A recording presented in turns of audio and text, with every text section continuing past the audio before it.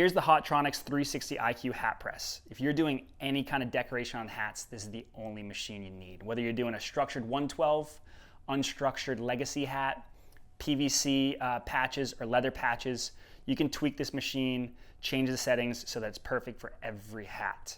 In addition to that, it's got a 360 printing capability, so you can put the hat in front ways, put it on the front of the hat, or rotate it 9 degrees and put it on the side of the hat.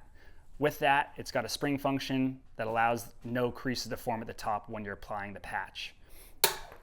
For time and temperature, you got settings down here. The bottom platen and the top platen are independently regulated, so you can set the bottom to 300 degrees, the top to 260, and then up top here, we do have the pressure setting.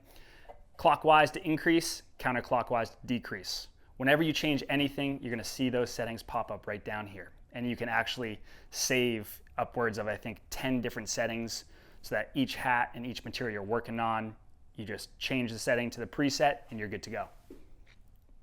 All right, here's a Richardson 112. So all you have to do is place it in this directly centered.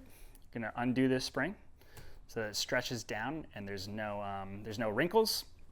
We're gonna do a quick heat up to iron it out and to make sure the hat is nice and hot so that the patch sticks on contact.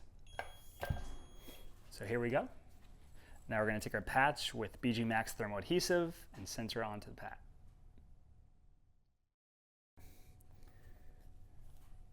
Because it's heated, it should stay in place. Now I have my 1/8 inch foam pad, place it on the hat, and do the final press. So once the time is up, the head is gonna auto open. And once it's done, you can release this, remove the foam pad, and there's your hat. Before you actually wanna do anything with it, you're gonna wanna let it set for about 2 hours while it's still hot and not fully cured.